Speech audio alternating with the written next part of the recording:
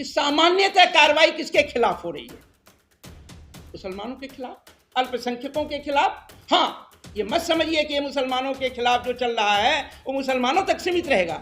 जहां से भी विरोध और असहमति की आवाज आएगी इन फांसीवादी ताकतों के खिलाफ, वो उनको जो है झूठे एफआईआर करके गिरफ्तार करने की कोशिश करेंगे। कोई स्त्री का अपमान कर रहा है, कोई सेना का अपमान कर रहा है, कोई कह रहा है कि ये आयोजन है।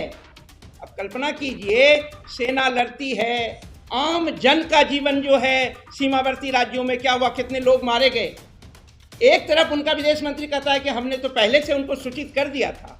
इसका मतलब मैच फिक्सिंग थी क्या? ये सारे सवाल कौन पूछेगा? इस करते हैं कि इस देश के प्रत्येक नागरिक को, वो अली खान हो या कोई भी हो, देश की सरकार से सवाल करने का हक है। ये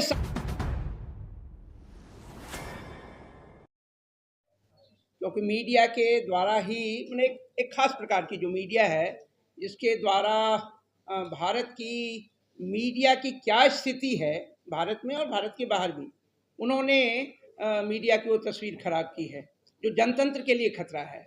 लेकिन आप जैसे बहुत सारे सजग जो फोर्थ पिलर के रूप में काम अभी भी कर रहे हैं, उनसे बहुत उम्मीद है वही लोगों तक, जनता तक, नागरिकों तक सच को ले जाएंगे और तब जो है सरकार के रिप्रेसिव और मेजॉरिटेरियन जो एक बहुमतवादी राज्य बनाने की कोशिश है वो खत्म हो पाएगी।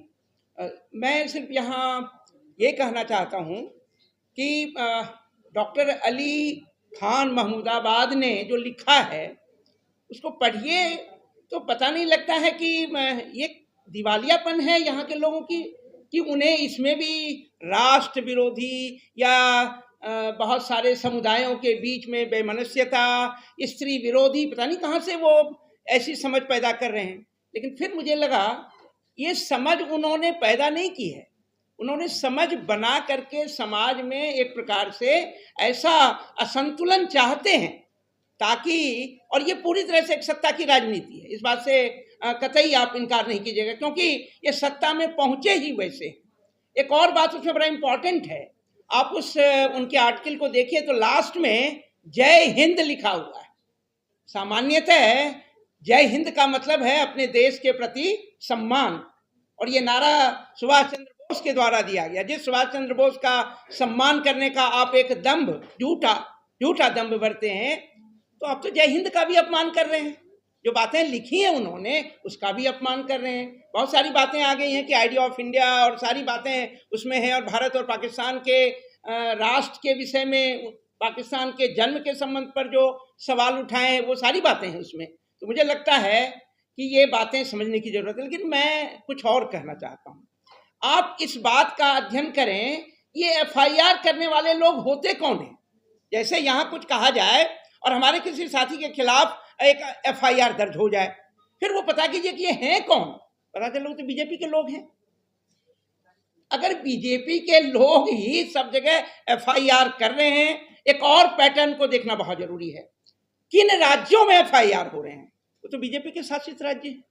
इसका मतलब क्या होता है कि बीजेपी के लोगों के द्वारा बीजेपी शासित राज्यों में उन लोगों के खिलाफ एफआईआर किया जा रहा है जिनकी बातों से उनकी पूरी सहमति नहीं है, या जिनकी बातें प्रशंसा करते करते उनकी नग्नता को भी सामने रख देता है।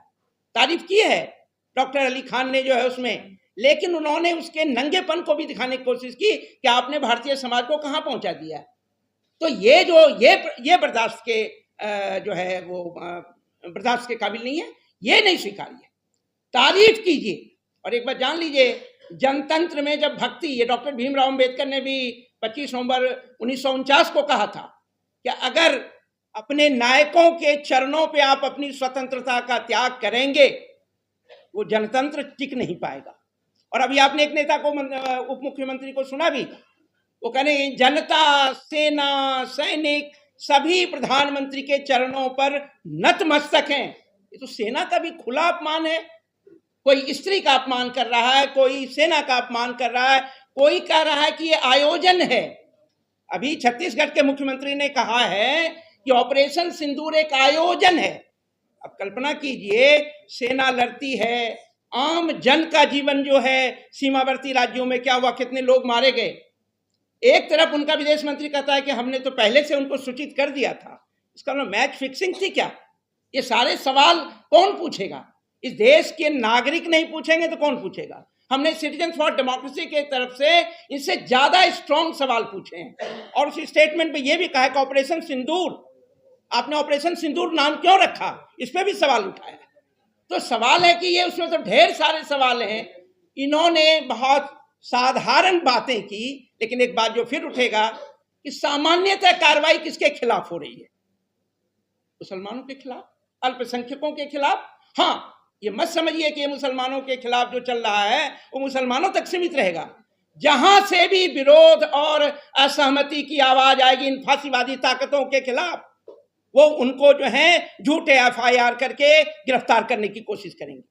और चूंकि न्यायपालिका से जो उम्मीद है वो उम्मीद भी पूरी नहीं हो रही है। देश के संविधान को बचाने की जिम्मेदारी न्यायपालिका की है। न्यायपालिका को कस्टोडियन कहा गया है, उनकी जिम्मेदारी है। कई बार वो भी चूक रहे हैं, तो इसलिए बहुत दुखद स्थिति है।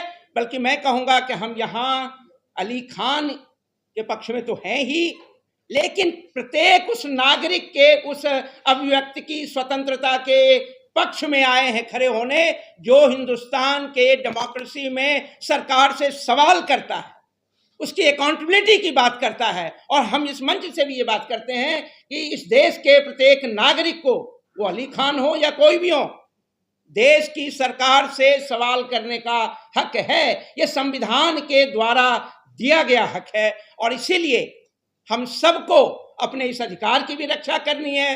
अली खान जैसे नागरिकों के इस अधिकार के लिए भी लड़ना है और उम्मीद है न्यायपालिका संविधान के अनुरूप अपने कर्तव्यों का पालन करेगी। लेकिन सवाल सिर्फ अली खान का नहीं है, ऐसे किसी भी नागरिक को जिनके खिलाफ पुलिस के द्वारा, और ये देखिए धीरे धीरे पुलिस को सांप्रदायिक बनाया गया है, पुलिस को जो है धीरे धीरे प्रतिबद्ध पुलिस बनाया जा रहा है, कमिटेड। अभी हम एक प्रोग्राम कर रहे थे 10-15 लोग इकट्ठे होकर के, और वो पुलिस 25-30 आ गई और वो पूछने लगे नहीं आप यहाँ कैसे प्रोग्राम कर रहे हैं? मैंने कहा भाई हम तो यहाँ बातचीत करने के लिए इकट्ठे हुए हैं, करेंगे। तो सवाल है कि उनको, हमें ऊपर से आदेश है, ये ऊपर से आदेश देने वाले कौन है भाई? तो इसलिए इन सारे सवालों का जो है वो जवाब, और सवाल तो पूछना ही होगा। जिस दिन आपने सवाल पूछना छोड़ दिया उस दिन जनतंत्र खत्म हो जाएगा।